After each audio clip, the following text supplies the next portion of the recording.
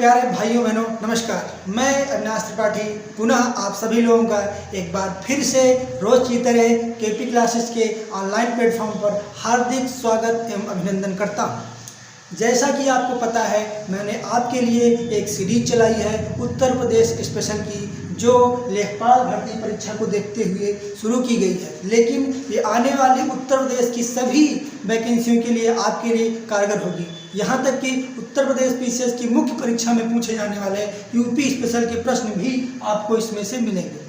अभी मैं आपके लिए थियरी की कक्षाएं लेके आ रहा हूँ। धीरे धीरे मैं आपको उत्तर प्रदेश स्पेशल के बहुत सारे क्वेश्चन विगत वर्ष परीक्षाओं में पूछे जा चुके हैं वो करवाऊंगा, और मैं एक संभावित प्रश्न भी आपको करवाऊंगा जो आने वाली परीक्षा में जिनकी पूछे जाने की पूरी उम्मीद होगी। हमारी पूरी टीम आपको कक्षाएं दे रही है। आपका बहुत प्यारा और बहुत ही अच्छा सहयोग हमें मिल रहा है। आपने जिस तरह प्रतिक्रिया दी है, मुझे लग रहा कि आपका सहयोग हमारे उत्साह को बढ़ाने के लिए एकदम कारगर सिद्ध हो रहा है। इसी तरह आप अपना सहयोग और समर्थन बनाए रखिए। धीरे धीरे हम लोग एक नई बुलंदी को हासिल करेंगे। आपके पास एक अच्छी सी जॉब होगी जिसे कहते हैं लेखपाल। इसी क्रम में मैं आपको यूपी लेखपाल पढ़ा ही रहा हूँ। माहौल आप चारों तरफ देख ही रहे हैं। अधिकांश बच्चे घरों में बैठे हुए हैं, और घर भी ऐसा, बच्चे भी ऐसे घर में बैठे हैं कि पूरा परिवार घर में बैठा है। पूरा खानदान दिल्ली बम्बई से गांव आ गया है। बहुत सारे लोग हैं, बच्चे खेलने में मस्त हैं। कहीं अंताक्षरी हो रही है, कहीं बैट बॉल हो रहा, कुछ हो रहा। आप इस समय का समुचित उपयोग करिए, हमारे साथ जुड़िए। हम आपको यूपी स्पेशल सहित गणित और रीजनिंग और हिंदी की गुणवत्तापूर्वक कक्षाएं दे रहे हैं, जिन्हें पढ़कर आप बहुत अच्छा स्कोर आगामी परीक्षाओं में कर सकते हैं। लॉकडाउन का माहौल चल ही रहा है। लॉकडाउन ने न सिर्फ हम लोगों के परंतु पूरे विश्व के हौसले को पस्त कर दिया है। इसको देखते हुए मैं लॉकडाउन और विद्यार्थियों के संदर्भ में एक पंक्ति आपको सुनाता हूँ। कहा जाता है कि वो हमको पानी में डुबाने की सोच रहा था, वो हमको पानी में डुबाने की सोच रहा था, और इसी बीच हमने तैरना सीख लिया। यानी ये लॉकडाउन हमें आपको डुबाने की कोशिश कर रहा है, लेकिन हमको डूबना नहीं है। इसी लॉकडाउन में हमको तैरना सीखना है, और तैर के अपनी इस कोरोना से बाहर निकल के एक अच्छी नौकरी पाके समाज में अपना, घर परिवार का, गुरुओं का नाम रोशन करना है।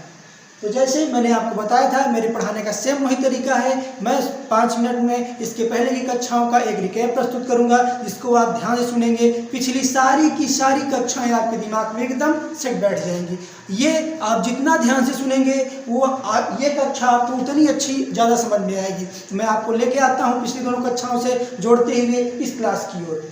आप ध्यान देंगे, मैंने पहली क्लास में आपको उत्तर प्रदेश का परिचय बताते हुए कहा था कि हमारा उत्तर प्रदेश अंग्रेजों के अधीन 11 प्रांतों में से एक था। फिर भारत आज़ाद हुआ, संविधान लागू हुआ, तो हमारा उत्तर प्रदेश का श्रेणी के राज्यों में आता था। फिर 7वां संविधान संशोधन हुआ। फिर हमारा उत्तर प्रदेश 14 राज्यों में से एक राज्य हुआ। ध्यान सुनेंगे बात को, 14 राज्यों में से एक राज्य हुआ। और जो सबसे इंपॉर्टेंट क्वेश्चन परीक्षा में कम से कम हजारों बार पूछा गया वो ये है कि उत्तराखंड कब अलग किया गया। तो याद रखेंगे, 9 नवंबर 2000 को हमारे प्रदेश से उत्तराखंड को अलग कर दिया गया। वर्तमान में हमारा जो प्रदेश है वो बिना उत्तराखंड के उत्तर प्रदेश है, और इसमें 75 जिले हैं। अगर 75 जिले हैं तो 75 न्याय पंचायतें हैं, 18 मंडल हैं। मंडलों को संभाग भी कहा जाता है। ध्यान देंगे, परीक्षा में शब्द को घुमा के पूछ लिया जाता है, तो आप याद रखेंगे कि मंडल को ही संभाग भी कहा जाता है। तो 18 मंडल हैं और 18 ही संभाग हैं हमारे यहाँ। और इसी क्रम में मैंने आपको बताया था कि कल की कक्षा से जोड़ता हूँ, उसमें आप ध्यान देंगे जो सबसे महत्वपूर्ण चीज़ मैंने आपको ये बताई थी कि हमारा उत्तर प्रदेश एक सीमांत प्रदेश है, यानी सीमा का अंत हो रहा है। क्यों ऐसा? क्योंकि हमारा उत्तर प्रदेश नेपाल के साथ सीमा साझा करता है। वह प्रदेश, वह जिला, वह गांव, वह कस्बा, वह तहसील सीमांत कहलाती है, जो किसी दूसरे देश के साथ सीमा को साझा करती है। चूँकि हमारा उत्तर प्रदेश नेपाल नामक देश के साथ सीमा साझा कर रहा है, तो हमारा उत्तर प्रदेश एक सीमांत प्रदेश है। ये मैंने आपको पहली कक्षा में बताया था। इसमें से 2 से 3 प्रश्न इतने महत्वपूर्ण हैं कि यहाँ वरन पीसीएस तक की परीक्षा में पूछे गए हैं। कल की कक्षा में देखेंगे तो मैंने आपको बताया था हमारे उत्तर प्रदेश का जो भौतिक विभाजन है, इसका एक अक्षांशीय रूप है। मैं आपको लगातार 3 दिन से दिखा रहा हूँ। लगभग इस तरह का हमारा उत्तर प्रदेश बनता है। मैंने आपको कहा था हमारे प्रदेश का सबसे उत्तर में स्थित जो जिला है उसका नाम है सहारनपुर। सबसे उत्तर में स्थित जिला सहारनपुर, सबसे दक्षिण में स्थित जिला सोनभद्र, सबसे पूर्व में स्थित जिला बलिया और सबसे पश्चिम में स्थित जिला शामली। फिर से सुनेंगे एक बार, सबसे उत्तर में स्थित जिला सहारनपुर, सबसे दक्षिण में सोनभद्र, सबसे पूर्व में बलिया और सबसे पश्चिम में शामली। मैं आपको इतनी बार बताऊंगा कि आप अंत में कह देंगे क्या रोज रोज वही एक चीज़ बताते हैं, और जब परीक्षा में प्रश्न आएगा तो आप हंसते हुए टिक मारेंगे। जो प्रश्न कई लोगों के लिए बहुत कठिन होगा वो आपके लिए बहुत आसान होगा। इसी क्रम में मैंने आपको बताया था कि हमारे प्रदेश की उत्तर से दक्षिण जो चौड़ाई है वो कम है और पूर्व से पश्चिम जो एरिया है वो ज़्यादा है। कितना है मैंने आपको बताया था कि उत्तर से दक्षिण ये 260 किलोमीटर है और पूर्व से पश्चिम 650 किलोमीटर है। ध्यान देंगे, उत्तर से दक्षिण 260 किलोमीटर है और पूर्व से पश्चिम 650 किलोमीटर है। इसी तरह मैंने आपको बताया था उत्तर प्रदेश का क्षेत्रफल कितना है। मैंने आपको बताया था उत्तर प्रदेश का पूरे भारत का कितना प्रतिशत भूभाग हमारा उत्तर प्रदेश है। ये आप हम कमेंट में करके बताएंगे कि उत्तर प्रदेश का क्षेत्रफल कितना है और कितना प्रतिशत भूभाग है पूरे भारत देश का।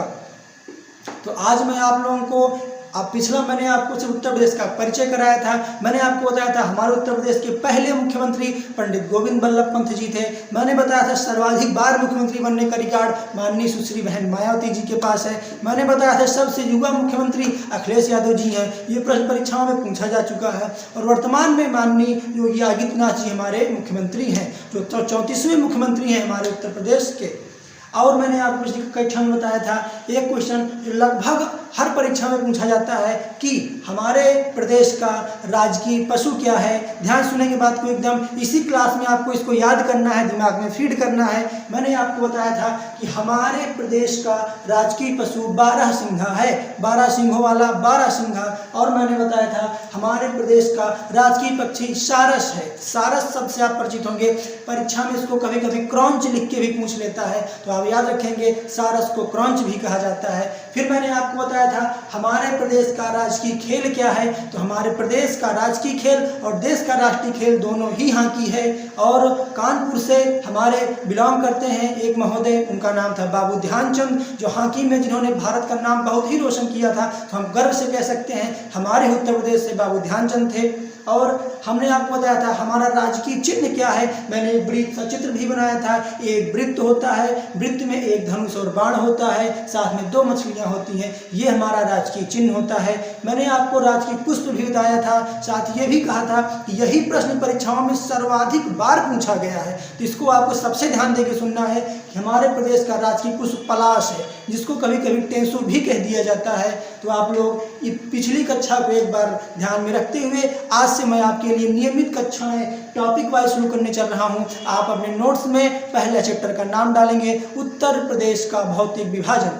आज अभी मैंने आपको राजनीतिक रूप से बताया कौन सा जिला कहाँ पे कैसे है। आज मैं आपको भौतिक रूप से बताऊंगा हमारा उत्तर प्रदेश कैसे बिलोंग करता है।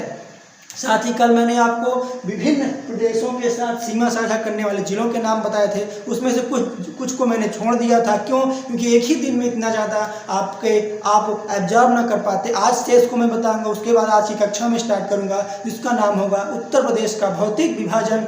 और यहाँ से चैप्टर बाय चैप्टर हम आगे बढ़ना प्रयास करेंगे। पहले 2 कक्षाओं में मैंने आपको बताया उत्तर प्रदेश क्या है। अब आप तैयार हो चुके हैं, अब आप धनुष बाण उठाइए, मेरे कंधे पे बैठिए, मैं आपको इस सागर से पार लेके चलने की गारंटी देता हूं। तो मैं आप लोग थोड़ा सा ध्यान देंगे यहाँ पे। कल मैंने बताया था शेष आप ये जानेंगे कि झारखंड और छत्तीसगढ़ 2 ऐसे राज्य हैं जिनके साथ हमारा एक जिला सोनभद्र सीमा साझा करता है। ध्यान देंगे, झारखंड और छत्तीसगढ़ 2 ऐसे राज्य हैं जिनके साथ हमारा जिला सोनभद्र सीमा साझा करता है। साथ ही याद रखेंगे सोनभद्र सबसे दक्षिण में स्थित जिला है। दूसरी बात, एक जिला है बिहार, एक प्रदेश है बिहार। बिहार के साथ हमारा सोनभद्र, चंदौली, गाजीपुर, बलिया, देवरिया, कुशीनगर, महाराजगंज सीमा साझा करते हैं। एक बार फिर से देखेंगे, बिहार के साथ सोनभद्र, चंदौली, गाजीपुर, बलिया, देवरिया, कुशीनगर और महाराजगंज सीमा साझा करते हैं। एक प्रदेश है राजस्थान के साथ आगरा और मथुरा सीमा साझा करते हैं। तो ये मैंने पिछली कक्षा का शेष आपको बताया। आज से मैं नई क्लास स्टार्ट करूंगा। मैंने आप लोगों की कमेंट बॉक्स में प्रतिक्रियाएं देखी हैं, बहुत ही उत्साहवर्धक हैं। आप ऐसे सहयोग बनाए रखिए, हम आपकी सेवा में लगातार उपस्थित हैं। तो यहाँ से एक क्वेश्चन आता है, बहुत बार परीक्षाओं में पूछा गया है कि सबसे ज़्यादा राज्यों के साथ सीमा साझा करने वाला हमारा जिला कौन सा है। तो आप ध्यान देंगे, यहाँ पे मैंने आपको एक जिला, यहाँ पे एक जिला बताया था मैंने, इसको बोलते हैं सोनभद्र। सोनभद्र। और ध्यान देंगे मैंने बताया था यहाँ पे है बिहार, यहाँ पे छत्तीसगढ़, यहाँ पे झारखंड और यहाँ पे मध्य प्रदेश। तो हमारा एक जिला सोनभद्र जो सर्वाधिक प्रदेशों के साथ सीमा साझा करता है उसका नाम है सोनभद्र। सोनभद्र जो है हमारा जिला सोनभद्र बिहार, झारखंड, छत्तीसगढ़ और मध्य प्रदेश, बिहार, झारखंड, छत्तीसगढ़ और मध्य प्रदेश के साथ सीमा साझा करने वाला एक ऐसा जिला है जो कि परीक्षा में इतनी बार पूछा गया है कौन सा जिला सर्वाधिक प्रदेशों के साथ सीमा साझा करता है। तो उत्तर में आएगा सोनभद्र। तीन आपको दिया रहेगा, तीन जिलों के नाम दिए रहेंगे, कोई दूसरा डाल देगा। ऐसे परीक्षा में प्रश्न आएगा, निम्न में से कौन सा प्रदेश जो है सोनभद्र के साथ सीमा साझा नहीं करता है। ऑप्शन में आएगा बिहार, छत्तीसगढ़, झारखंड और हरियाणा। तो आप हरियाणा को नहीं मारेंगे, आप बाकी तीन को मारेंगे। ध्यान देंगे सर्वाधिक जिलों के साथ सीमा साझा करने वाला कौन सा जिला है, तो वो है हमारा सोनभद्र।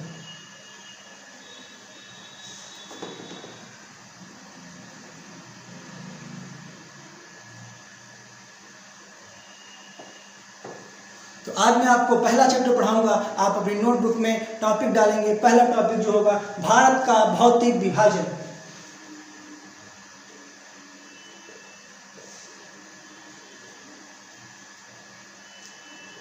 टॉपिक डालेंगे उत्तर प्रदेश का भौतिक विभाजन।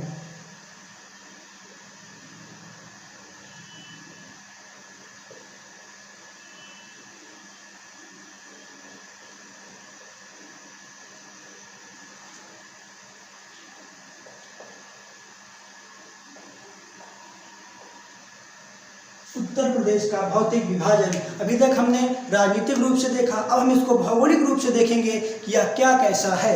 तो ये पढ़ने से पहले हम ये जानेंगे कि हम किसी भारत का, उत्तर प्रदेश का या किसी भी एरिया का हम भौतिक विभाजन या उसका भौगोलिक स्वरूप क्यों पढ़ते हैं, इसको जानने की आवश्यकता क्या है। तो अगर हम किसी भी एरिया के भौगोलिक रूप के बारे में जानते रहेंगे तो हम अनुमान लगा पाते हैं कि इस एरिया में हमको कौन कौन से खनिज संसाधन मिल पाएंगे। उसी उद्देश्य के साथ हम वहाँ पे वैसे कृषि करते हैं, वैसे घर बनवाते हैं। अगर कोई एरिया भूकंप प्रभावित है तो वहाँ हम अधिक मजबूत घर बनवाएंगे, कहीं पे कम भूकंप आते हैं तो नॉर्मल सा घर भी बनवा लेंगे। कहीं पे वर्षा ज़्यादा होती है तो वहाँ पे हम गन्ना और धान उगाएंगे, कहीं पे वर्षा कम होती है तो वहाँ पे हम दाल उगाएंगे। इसीलिए किसी भी प्रदेश का, किसी भी देश का भौतिक विभाजन बहुत ही महत्वपूर्ण होता है और यहाँ से परीक्षाओं में बहुत सारे प्रश्न, अनेकों प्रश्न पूछे जाते हैं। अभी मैं आपको पढ़ाऊंगा तो आप देखेंगे इसी में से कम 50 प्रश्न निकल के आएंगे जो परीक्षाओं में पूछे जा चुके हैं।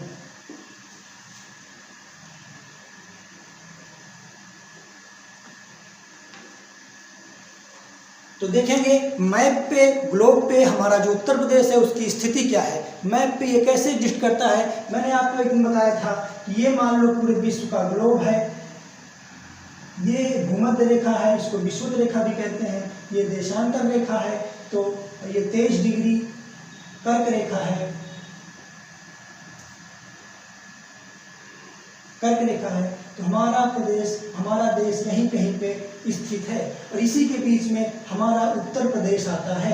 उत्तर प्रदेश भौगोलिक रूप से कहाँ स्थित है ये जानने से पहले हमको इसके अक्षांश और देशांतर के बारे में जानना होगा। तो हमारा उत्तर प्रदेश जो है उसकी स्थिति 23 डिग्री 52 मिनट नॉर्थ यानी उत्तर, 23 डिग्री 52 मिनट नॉर्थ यानी उत्तर से लेकर के 30 डिग्री 24 मिनट नॉर्थ यानी उत्तर तक है। देशांतरी विस्तार में आएंगे तो 77 डिग्री 5 मिनट पूर्व से लेकर के 84 डिग्री 38 मिनट पूर्व तक इसकी स्थिति है। ये देखते हुए हम कह सकते हैं हमारा उत्तर प्रदेश जो है एक उत्तर पूर्व में स्थित एक प्रदेश है। ये बहुत बार परीक्षाओं में पूछा नहीं जाता है, लेकिन फिर भी आप जानते रहेंगे इसका जो अक्षांशीय विस्तार है, देशांतरी विस्तार है, वो 23 डिग्री 52 मिनट नॉर्थ से लेकर के 30 डिग्री 24 मिनट नॉर्थ तक है और इसका देशांतरी विस्तार 77 डिग्री 5 मिनट ईस्ट से लेकर के 84 डिग्री 29 मिनट ईस्ट तक है।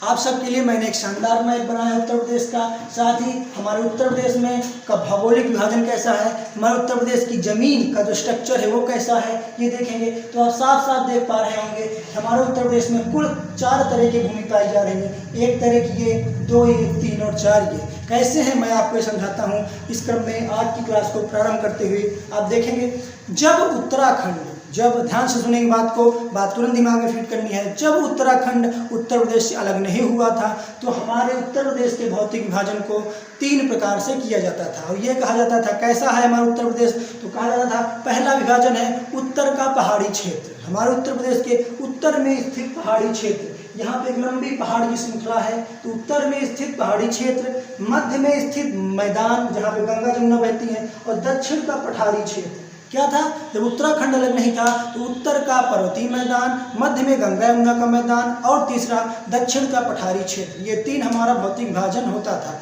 किंतु हमारे उत्तर के पर्वतीय क्षेत्रों को अलग करके 9 नवंबर 2000 को उत्तराखंड बना दिया गया। तो अब स्थितियां बदल गई। अब हमारे उत्तर प्रदेश का भौतिक विभाजन किस तरह किया जाता है हम देखेंगे। उत्तर प्रदेश का भौतिक विभाजन कुल 3 तरह से किया जाता है। उत्तर प्रदेश का भौतिक विभाजन कुल 3 तरह से किया जाता है, जिसको कहते हैं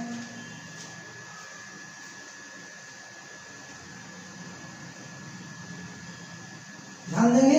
हमारा उत्तर प्रदेश उत्तराखंड के अलग होने से पहले जो था वो ये था कि उसमें जो था उत्तर के पर्वतीय क्षेत्र, मध्य में गंगा यमुना का मैदान और दक्षिण में जो था वो पठारी क्षेत्र था। अब जो है ये है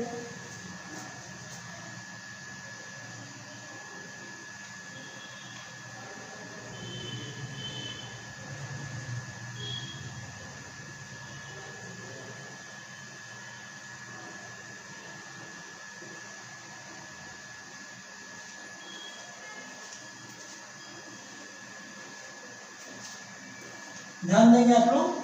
हमारा जो विभाजन होता है दक्षिण का पठार, मध्य का मैदान और उत्तर का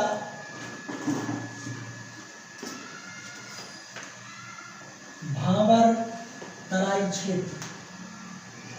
क्या होता है भौतिक विभाजन में आप देखेंगे हमारे इस पूरे लैंड को 3 तरीके से बांटा जाता है। पहला सबसे उत्तर यानी ऊपर में मैप में आप लोग जानते हैं ऐसे बनता है, ये एरिया उत्तर होता है, ये एरिया दक्षिण होता है। सबसे उत्तर में हमारे उत्तर का एक भाबर और तराई का क्षेत्र है। उसके बाद मध्य में गंगा जमुना का दोआब क्षेत्र है, इसको मैदान बोलते हैं, और दक्षिण में दक्षिण का पठार है। ये तीनों हमारे उत्तर प्रदेश की स्थिति को बताते हैं। तो परीक्षा में यहाँ से पहला क्वेश्चन आता है हमारे प्रदेश को कितने भौगोलिक या भौतिक क्षेत्र में बांटा जाता है, तो आपका उत्तर होगा 3। कौन कौन से, उत्तर का भाबर तराई का मैदान, मध्य का मैदान और दक्षिण का पठार। अब हम एक एक का बाकायदा अध्ययन करेंगे और एक एक चीज़ों पे हम फोकस करेंगे। आप हमारी चीज़ को सुनते और समझते चलेंगे। अगर हमारे वीडियोज आपके लिए लाभदायक हो रहे हैं तो कृपया इसे दोस्तों के साथ शेयर करते रहिए, लाइक और सब्सक्राइब भी करते जाइए। हम आपको बहुत ही अच्छी और गुणवत्तापूर्वक कक्षाएं देने का प्रयास कर रहे हैं। तो हमारा पहला जो आता है वो होता है उत्तर का क्षेत्र। उत्तर का क्षेत्र कोई भी चीज़ मैप के माध्यम से क्यों पढ़ी जाती है ये जानने समझने के लिए मैं आपको बताता हूँ। जैसे देखिए आपके घर में, मेरे घर में, सबके घर में रामचरितमानस का पाठ किया जाता है, कई बार किया जाता है, लेकिन किसी को रामचरितमानस का पूरा याद नहीं होता। लेकिन हम कोई एक पिक्चर देख लेते हैं, कोई एक मूवी देख लेते हैं, कोई गाना देख लेते हैं, वो हमारे दिमाग में सेट हो जाता है। क्यों? क्योंकि हम उसको आँखों से देख रहे हैं। जो चीज़ें विजुअली देखी जाती हैं वो ज़्यादा कारगर होती हैं, ज़्यादा देर तक दिमाग में सेट होती हैं। इसीलिए मैंने पूरा मैप बनाया हुआ है, यहाँ से आप समझेंगे कैसे उत्तर प्रदेश का भौतिक विभाजन किया गया है। तो ध्यान देंगे उत्तर का जो क्षेत्र है उसको 2 भागों में बांट के पढ़ा जाता है। पहला भाबर, या इसको भाबर भी लिख के आता है, जो आप लिखना चाहें भाबर। दूसरा तराई। आप देखेंगे पहले शब्द से परिचित होंगे, भांबर क्या होता है और तराई क्या होता है। तो ये जानने से पहले मैं आपको बता दूं, एक कल्पना करेंगे आप, मान लीजिए ये हमारा उत्तर प्रदेश है, ये हमारा उत्तर प्रदेश है। तो उत्तर प्रदेश के उत्तर में यानी इस वाले एरिया में हमारे हिमालय पर्वत श्रृंखला की शिवालिक पर्वत श्रेणी है। हिमालय पर्वत श्रृंखला एक लंबी पर्वत श्रृंखला है जिसका एक भाग है शिवालिक। तो यहाँ पे शिवालिक की पहाड़ियाँ पाई जाती हैं।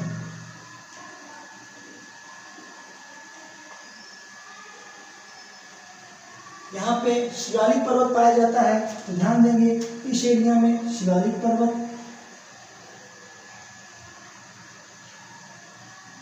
और ध्यान देंगे इसके दक्षिण में यानी हमारे पूरा प्रदेश अगर वो है इसके दक्षिण में यहाँ पर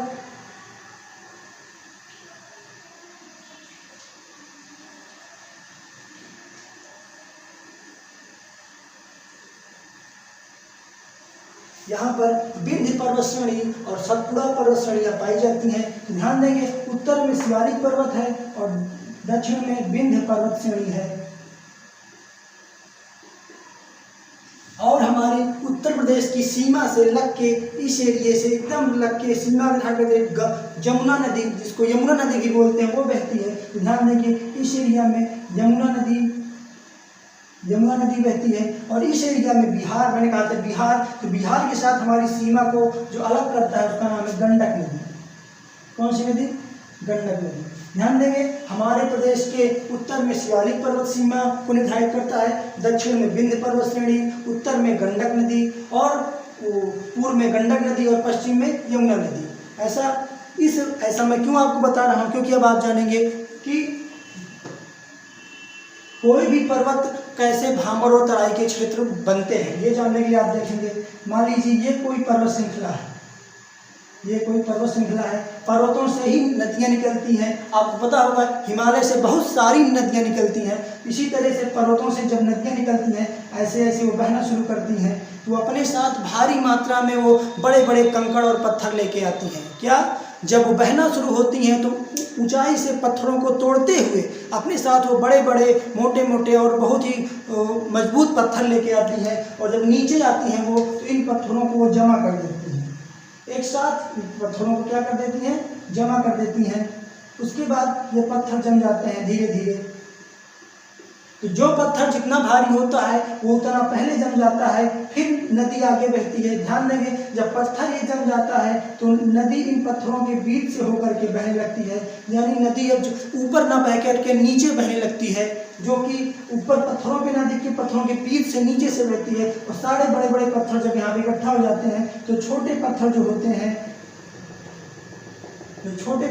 हैं वो इस एरिया उसके बाद जमा हो जाते हैं।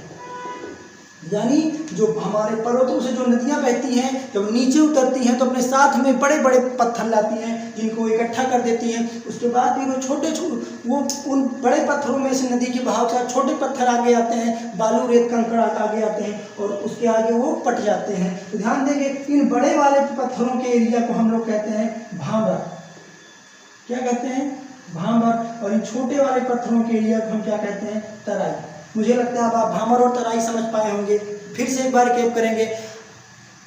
जो पर्वतों से नदियाँ निकलती हैं वो नदियाँ अपने साथ बड़े बड़े मोटे पत्थरों को बहा के लाती हैं, जो आकार में बड़े होते हैं, जो पर्वतों के नीचे यानी पर्वतों की जहाँ से ज़मीन मिलती है वहाँ इकट्ठा हो जाते हैं। और उसके बाद फिर नदियाँ उनके बीच से लगभग उनके नीचे से पत्थरों के होके बहने लगती हैं।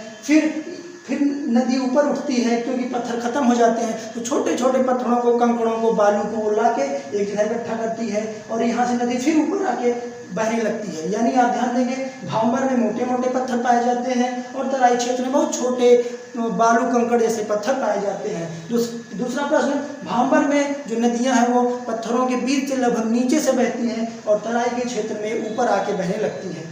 तो आप जानते हैं कि अगर यहाँ मोटे मोटे पत्थर हैं तो जाहिर सी बात है यहाँ पे कृषि नहीं होगी तो यहाँ पे लोग कम बसेंगे। तो यहाँ पे होगा क्या? यहाँ पे झाड़ियाँ पाई जाती हैं, एक घास नुमा से जंगल नुमा झाड़ियाँ पाई जाती हैं। और जो तराई वाला क्षेत्र है चूँकि यहाँ पे पानी भर रहा है आके, यहाँ से नदियाँ आई, यहाँ पे नदियाँ ऊपर उठ के आती हैं और ये थोड़ा डाउन एरिया रहता है तो यहाँ पे जल भराव होता है। जहाँ पे पानी भरेगा वहाँ पे कौन सी खेती होगी? जाहिर सी बात है वहाँ पे गन्ना और धान की खेती होती है। तो ध्यान दें परीक्षा में पूछा जाएगा कि भांबर क्या है, आप कहेंगे पर्वतों से निकलने वाली जो नदियां हैं वो अपने साथ मोटे मोटे कंकड़ पत्थर लाती हैं, जहां उनका जमाव कर देती हैं, उस एरिया को भांबर कहते हैं।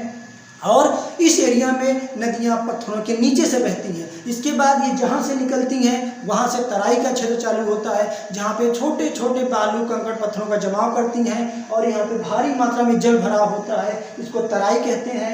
यहाँ पे भांबर में झाड़ियाँ पाई जाती हैं और तराई के क्षेत्र में धान और गन्ने की खेती की जाती है। हम आप इस कंडीशन को यहाँ लाते हैं, आप देखेंगे यहाँ पे शिवालिक पर्वत श्रेणी है, यहाँ से नदियाँ बहती हैं। जब नदियाँ बहती हैं तो प्रवेश करते हैं उत्तर प्रदेश में, तो इस एरिया में वो मोटे मोटे पत्थरों का जमाव कर देती है। तो इस एरिया को क्या कहा जाएगा, इस एरिया को कहा जाएगा भांबर। क्या कहा जाएगा, भांबर। उसके बाद ये, इसके बाद पुनः ये आगे जब निकलती हैं तो इस एरिया में आती है, तो इस एरिया को हम लोग कहेंगे तराई। क्या कहेंगे, तराई। तो ध्यान देंगे ये पूरा एरिया यहाँ से लेकर के यहाँ तक का, यहाँ से लेकर के यहाँ तक का ये पूरा एरिया है उत्तर का क्षेत्र। दो भागों में ये है बेटा, भांबर और तराई। और भांबर तराई क्या है, भांबर में मोटे मोटे पत्थर हैं, तराई में छोटे छोटे पत्थर हैं, जहाँ पे नदियाँ ऊपर आके बह रही हैं। अब इस तराई से आप क्या याद रखेंगे, ये जो ये यहाँ पे हमारे आप देखेंगे एक जो जगह इसका नाम है सहारनपुर। सहारनपुर। और ये जो सिरा होता है इसका नाम होता है कुशीनगर। वहाँ पे जगह नहीं इसलिए मैं नीचे लिख रहा हूँ, आप लोग ध्यान देंगे, कुशीनगर। तो परीक्षा में पूछा जाएगा कि उत्तर प्रदेश के तराई और भाबर क्षेत्र का विभाजन का विस्तार कहाँ तक है, तो आप कहेंगे तो उत्तर प्रदेश में सहारनपुर से लेकर के और कुशीनगर तक, सहारनपुर से लेकर के कुशीनगर तक, सहारनपुर से लेकर के कुशीनगर तक हमारे भांबर और तराई क्षेत्र का विभाजन है। एक क्वेश्चन और पूछा जाता है, आप मैंने चित्र में आप देख पा रहे होंगे कि सहारनपुर में जो भांबर का क्षेत्र है इसकी मोटाई ज़्यादा है और धीरे धीरे कम होते होते होते होते आकर के कुशीनगर में बहुत छोटा हो जा रहा है। तो आप ध्यान देंगे जो भांबर का क्षेत्र है वो सहारनपुर में, अर्थात सहारनपुर में अत्यधिक चौड़ा है और कम होते होते होते होते आकर के ये एकदम कुशीनगर में छोटा हो जाता है। परीक्षा में आपसे ऐसा परीक्षा में क्वेश्चन क्या आएगा कि भांबर का क्षेत्र किस दिशा में ज़्यादा मोटा और किस दिशा में है कम। तो मैंने आपको जैसा कि मैप में बताया था, आप बताएंगे ये पश्चिम के क्षेत्र में इसकी चौड़ाई ज़्यादा है और पूर्व के क्षेत्र में इसकी चौड़ाई कम है। औसतन रूप से अगर देखा जाता है तो ये दोनों ये पूरी मोटाई लगभग 34 किलोमीटर होती है। कितनी, 34 से 40 किलोमीटर। यानी हमारे प्रदेश में, उत्तर प्रदेश में का जो उत्तर का क्षेत्र है ये लगभग 34 से 40 किलोमीटर है, 34 से 40 किलोमीटर। अब आप ध्यान देंगे मैंने क्या कहा था, तराई के क्षेत्र में नदियां पुनः ऊपर आ जाती हैं। मैंने क्या कहा था, तराई के क्षेत्र में नदियां पुनः ऊपर आ जाती हैं। तो नदियां जब ऊपर आएंगी तो उस जगह पे, उस एरिया में जल का भराव होगा। जहाँ पे जल भराव होता है वहाँ पर बहुत सारी बीमारियों का जन्म होता है और इस एरिया में ज़्यादा बारिश भी होती है। तो ध्यान देंगे हमारे उत्तर में जो तराई वाला एरिया है जिसमें गोरखपुर जैसे ज़िले आते हैं, वहाँ पे बुखार नामक बीमारी बहुत ज़्यादा होती है। अभी 1 या 2 साल पहले आपको याद होगा बहुत सारे बच्चे वहाँ पे हॉस्पिटल में दिमागी ज्वर से मृत हो गए थे, उनको ऑक्सीजन नहीं मिल पाई थी। यही प्रकरण है, वहाँ पे जापानी बुखार, डेंगू नामक जो है बीमारियाँ बहुत तेज़ी में फैलती हैं। क्यों फैलती हैं, क्योंकि यहाँ पर मौसम गर्म होता है, हॉट, यहाँ पे गर्मी होती है और ह्यूमिडिटी और आर्द्रता भी बढ़ जाती है और बहुत सारा जल भराव होने से मच्छर और कई सारी बीमारियाँ पैदा होती हैं। ध्यान देंगे क्यों बीमारियाँ पैदा होती हैं, क्योंकि यहाँ पे जल भराव होता है और बारिश भी अच्छी खासी होती है। तो याद रखेंगे उत्तर के गोरखपुर जैसे जिलों में भारी मात्रा में लोग बीमार होते हैं, उनको दिमागी ज्वर, जापानी बुखार, इन्फ्लुएंजा नामक बीमारियाँ होती हैं। तो यहाँ से हम लोगों ने एक हिस्सा देखा। साथ ही क्या रखेंगे, भांबर क्षेत्र में कोई भी फसल नहीं होती। फसल क्यों नहीं होगी, क्योंकि यहाँ पे मोटे मोटे पत्थर पाए जाते हैं। और तराई क्षेत्र में जो फसल होती है उसका नाम है गन्ना और चावल, या आप धान भी कह सकते हैं। हमारे यहाँ तराई में गन्ना और चावल की खेती की जाती है। तो इस तरह से पहला क्षेत्र हम लोगों ने पढ़ लिया, कौन सा, शिवालिक के बाद वाला उत्तर का क्षेत्र।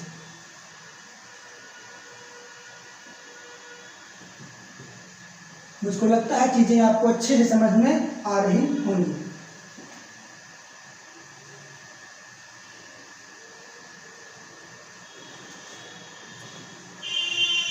ध्यान देंगे ये लगभग उत्तरी सिरा है हमारा। मैंने बताया आपको यहाँ पे शिवालिक की पहाड़ियाँ हैं। कौन सी? शिवालिक की पहाड़ियाँ। क्योंकि शिवालिक की पहाड़ियाँ हिमालय का हिस्सा है और हिमालय का जन्म जो है वो दो प्लेटों के टकराव से हुआ है और वहाँ पे जो अवसाद था, अवसाद ऊपर उठाया है, इसीलिए यहाँ पे अवसादी चट्टानें पाई जाती हैं। ध्यान रखेंगे, ये इस एरिया में अवसादी चट्टानें पाई जाती हैं। परीक्षा में आएगा तराई में कैसी चट्टानें पाई जाती हैं, तो उत्तर में कैसी आप कहेंगे अवसादी चट्टानें पाई जाती हैं। आप इस बात को समझ पाएंगे। ऐसा माना जाता है कि एक यूरेशियन प्लेट थी और एक हमारी भारत की प्लेट थी, दोनों के बीच में एक टेथिस सागर हुआ करता था और दोनों जब एक दूसरे से मिली तो सागर में जो मलबा था वो ऊपर उठ गया, वही हिमालय बन गया। क्योंकि अवसाद ऊपर उठा इसलिए वहाँ पे अवसादी चट्टानें पाई जाती हैं। अब हम लोग दूसरे टॉपिक पे आएंगे। क्या आप देखेंगे दूसरा टॉपिक? पहला हम लोगों ने पढ़ लिया था उत्तर का और दूसरा अब हम लोग पढ़ेंगे, इसको बोलते हैं मध्य का मैदान।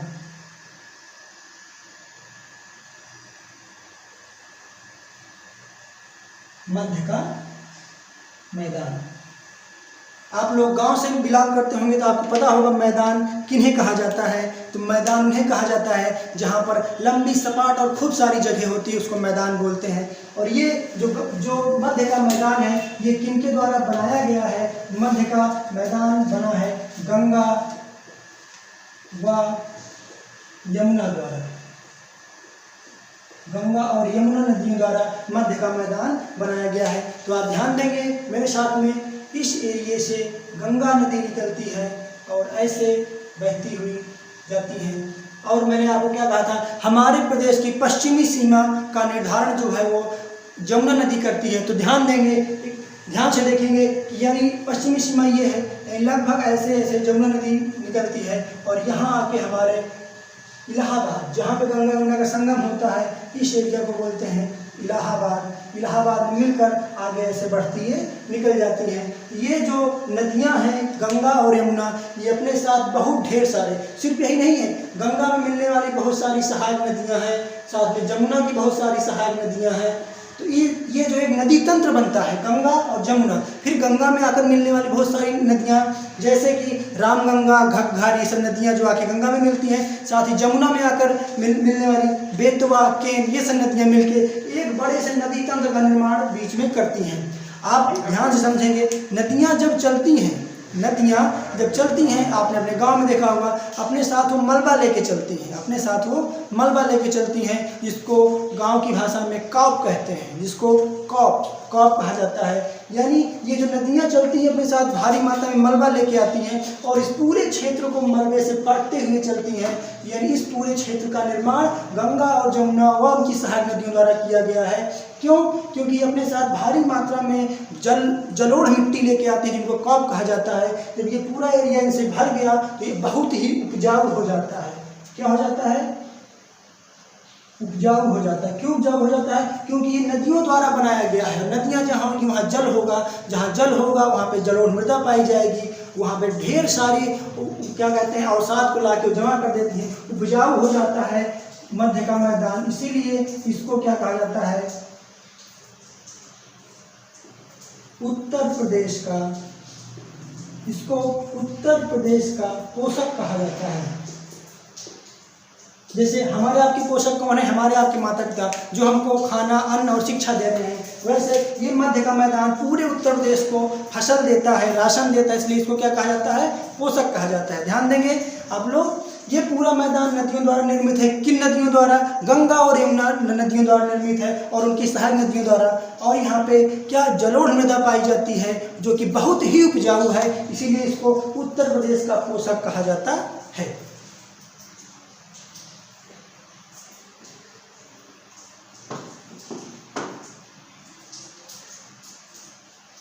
पुनः ध्यान देंगे, मध्य के मैदान को भी दो भागों में बांट के हम इसका अध्ययन करते हैं, पहला और दूसरा।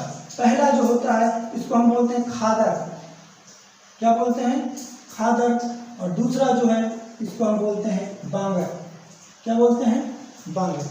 आप ध्यान देंगे, जैसे मान लीजिए ये कोई नदी बह रही है, इसके बगल के एरिया, नदी जब अपने साथ कुछ जल, किसी अवसाद को बहा के लाएगी तो ऐसे यहाँ पे क्या कर देगी? इकट्ठा कर देगी। फिर नदी बहते हुए आएगी, फिर इसके ऊपर कर देगी इकट्ठा, फिर आएगी, फिर इसके ऊपर कर देगी इकट्ठा। ऐसे करते जब ये नदियाँ बहुत सारे मलबों पे यहाँ पे इकट्ठा कर दी, ये एरिया पूरा एकदम क्या हो गया, उपजाऊ हो गया। तो खादर और बांगर को हम बारीकी से समझेंगे। हम देखते हैं यहाँ पे खादर वह जमीन है जहाँ पर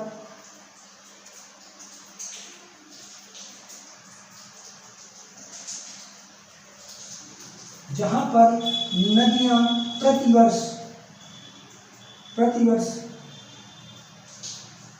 बाढ़ का पानी लाती हैं। ध्यान देंगे, खादर वह जगह है जहाँ पे नदियाँ प्रतिवर्ष बाढ़ का पानी लाती हैं, और इसी एरिया में बांगर वह जगह है जहाँ पर नदियाँ प्रतिवर्ष बाढ़ का पानी नहीं लाती हैं।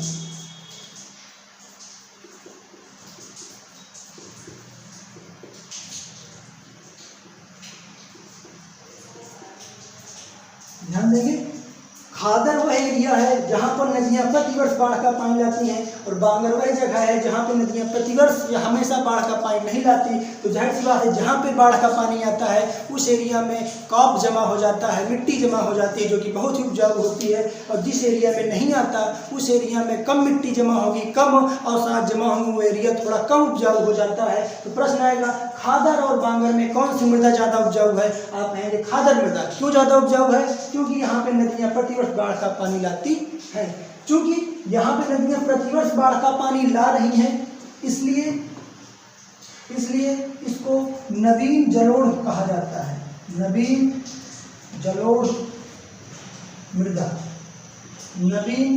मृदा, जल को ओढ़े हुए यानी जल को ग्रहण किए हुए जो मृदा, उसको जलोढ़ कहेंगे। इसको नवीन जलोढ़ मृदा कहते हैं। और बांगर में चूंकि नहीं आ रही, इसलिए इसको प्राचीन या पुरानी जलोढ़ मृदा कहते हैं।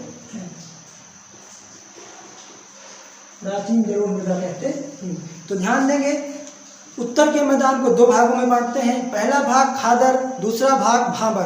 खादर और बांगर में क्या अंतर है? खादर मृदा जो होती है वहाँ पे नदियाँ प्रतिवर्ष अपने साथ बहाव का, बाढ़ का पानी लाती हैं, जिससे वहाँ की मृदा अत्यंत उपजाऊ हो जाती है, इसलिए इसको नवीन जलोढ़ मृदा कहते हैं। और बांगर के एरिया में जो है नदियाँ प्रतिवर्ष बाढ़ का पानी नहीं लाती हैं, इसलिए यहाँ की मृदा थोड़ा कम उपजाऊ हो जाती है और इसको प्राचीन जलोढ़ मृदा कहते हैं। ध्यान देंगे, इन दोनों एरिया में, क्योंकि मैंने क्या कहा, यहाँ पे पानी है, यहाँ पे उपजाऊ मृदा है, यहाँ पे सब कुछ है, तो कृषि की एकदम सर्वोत्तम दशा यहाँ पे पाई जाती है, इसलिए इस एरिया को उत्तर प्रदेश का पोषक कहते हैं। और यहाँ पे रबी और खरीफ दोनों प्रकार की फसलें होती हैं। रबी का मतलब है गेहूं के साथ उगाई जाने वाली फसलें, और खरीफ का मतलब है धान के साथ उगाई जाने वाली फसलें। तो याद रखेंगे हम लोग क्या, कि उत्तर के मैदान के जो भाबर इलाका था वहाँ पर कोई खेती नहीं होती। तराई के इलाके में धान और गन्ना होता है, क्योंकि वहाँ पे जल भराव होता है। और फिर मध्य के मैदान में खादर और बांगर में रबी और खरीफ दोनों किस्म की फसलें होती हैं।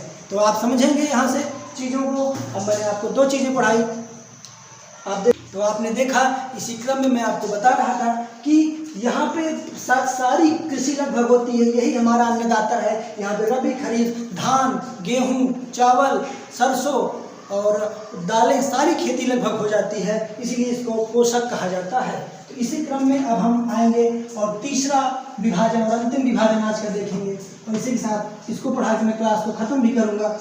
आप देखेंगे तीसरा जो है वो है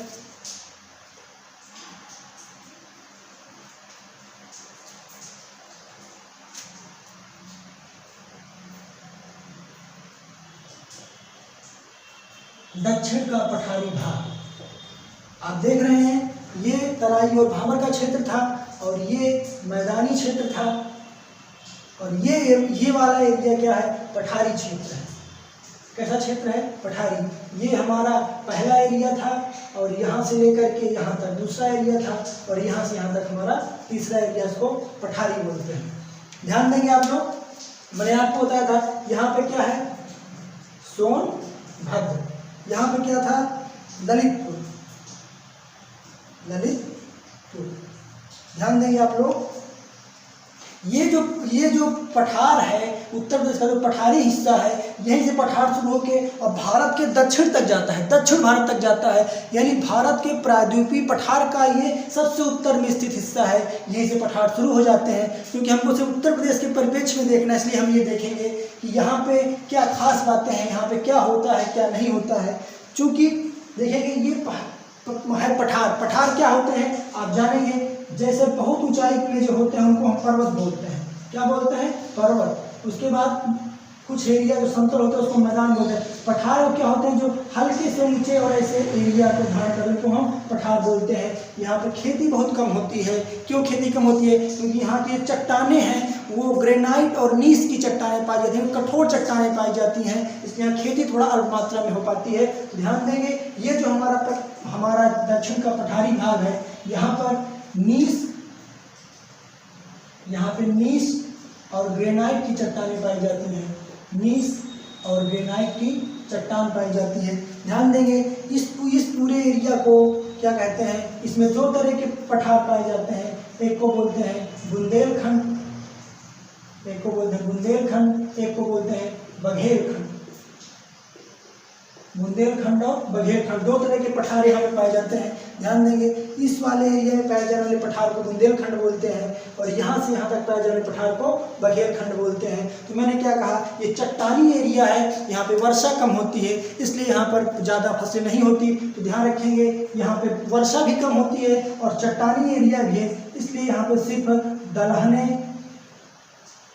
और तिलहन फसल होती है। क्या होती है? ध्यान देंगे बात को, एक बार फिर से मुझसे जुड़ेंगे। आप क्या देखेंगे, चूंकि यह एरिया पठार है, पठार क्या होते हैं? जो थोड़ा ऊंचाई पे स्थित होते हैं और यहाँ पे बारिश कम हो रही है। चट्टानें यहाँ बहुत कठोर हैं, नीस क्रम की चट्टानें हैं और ग्रेनाइट क्रम की चट्टानें हैं, प्राचीन चट्टानें हैं। तो अवसादी नहीं है, ये अवसादी चट्टानें होती हैं जिनका निर्माण अवसादों के जमाव से होता है। जैसे हमारे उत्तर में है, उत्तर में ये दक्षिण में पठार है, यहाँ पे ग्रेनाइट क्रम की चट्टान है जो कि बहुत ही कठोर है। इसलिए यहाँ पे ध्यान देते हुए आप लोग देखेंगे यहाँ पे जो है वो धान गेहूँ नहीं होता है, यहाँ पे सिर्फ दलहन और तिलहन फसलें होती हैं। ऐसी फसलें होती हैं जिनको कम पानी की आवश्यकता होती है। तो ध्यान देंगे बुंदेलखंड और बघेलखंड दलहन और तिलहन के लिए फेमस है और ये हमारा दक्षिण का होता है भाग। यहाँ से बहुत सारी नदियाँ निकल के जमुना में मिलती हैं, बेतवा, केन और यहाँ से भी कई सारी नदियाँ निकल के गंगा में मिलती हैं। इस क्रम में आप जानेंगे यहाँ से एक नदी निकल जिसका नाम बेतवा नदी। कौन सी नदी? बेतवा नदी। और इसी बेतवा नदी पे एक प्रसिद्ध बांध है जिसको बोलते हैं माता टीला बांध। माता टीला बांध। कौन सा बांध? माता टीला बांध। चूँकि यहाँ पे बारिश बहुत ही कम होती है, बारिश कम होने के कारण यहाँ पे दलहने और तिलहन की फसलें उगाई जाती हैं और यहाँ पे लाल मृदा पाई जाती है। कैसी मृदा पाई जाती है? लाल मृदा। कैसी मृदा? लाल मृदा। ध्यान रखेंगे ये प्रश्न बहुत बार पूछा गया है कि दक्षिण के पठारी भाग में तो जैसे कौन सी मृदा पाई जाती है, तो आप कहेंगे लाल मृदा पाई जाती है। और यहाँ पे जो है एक नदी बहती है बेतवा जिस पे स्थित है माता टीला बांध। साथ ही याद रखेंगे कि एक बाण सागर परियोजना है जो कि हमारे उत्तर प्रदेश, बिहार और मध्य प्रदेश की संयुक्त परियोजना है। कौन सी? बाण सागर परियोजना, जो कि सोनभद्र में स्थित है। सोनभद्र स्थित परियोजना बाण सागर परियोजना। कौन सी परियोजना? बाण सागर यहीं भी स्थित है। यह उत्तर प्रदेश, बिहार और मध्य प्रदेश की संयुक्त परियोजना है। तो इस तरह आज की क्लास में मैंने आपको समझाया कि किस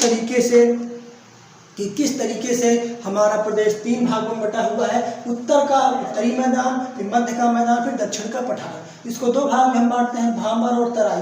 भांबर में मोटे मोटे पत्थरों का जमाव है, तराई में नदी फिर से ऊपर आती है, इसलिए यहाँ पे जल भराव हो जाता है। और जब यहाँ पे ध्यान सुनेंगे चीज़ें यहीं पे याद होंगी, जब जल भराव हो जाएगा तो जाहिर सी बात है यहाँ पे वही फसल होगी जिनको ज़्यादा पानी की आवश्यकता होगी और ऐसी फसल का नाम है गन्ना और चावल यहाँ पे होता है। और चूँकि यहाँ पे जल भराव से बहुत सारी बीमारियाँ मच्छरों वाली, डेंगू, इंसेफ्लाइटिस, जापानी बुखार होते हैं, जैसे कि अभी गोरखपुर का प्रकरण आपने देखा था। तो यहाँ पे थोड़ा नुकसान भी होता है। फिर मध्य का मैदान जो गंगा और यमुना की सारी नदियों द्वारा निर्मित है, यहाँ पे बहुत ही उपजाऊ मृदा है और यह दो भाग में होती है। कौन कौन सी?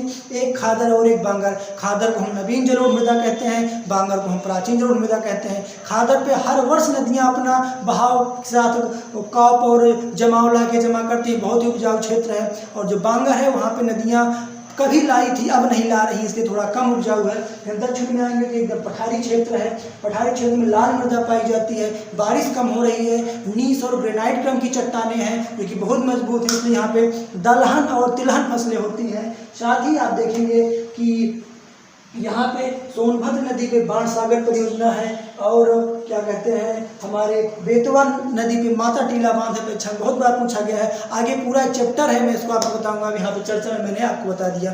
क्रम में आप याद रखेंगे, एक पॉइंट पूछा जाता है यहाँ पे कि अगर ऊपर से लेकर दक्षिण तक में लंबाई देखी जाए तो आप लोग समझेंगे, जैसे ये उत्तर का एरिया है, ये दक्षिण का एरिया है, कि लगभग ऐसे है, ऐसे सबसे ऊपर उत्तर का भाग जो है वो ऊंचा उठा हुआ है, मध्य वाला भाग दबा हुआ है। जहाँ पे क्यों दबा हुआ है? क्योंकि यहाँ पे गंगा और जमुना नदियाँ बह रही हैं, क्योंकि लगातार कटाव करते हुए मृदा को अपने साथ ले जाती हैं। और फिर दक्षिण का पठार थोड़ा सा ऊपर उठा हुआ है। जब ऊपर क्यों उठा है? क्योंकि यहाँ पर मजबूत चट्टानें हैं, जल्दी उगलती नहीं है। फिर याद रखेंगे सबसे ऊंचाई पे प्रदेश का सबसे उत्तरी हिस्सा सबसे ऊंचा है, मध्य वाला गहरा है, और दक्षिण वाला जो है उत्तरी से थोड़ा नीचे है।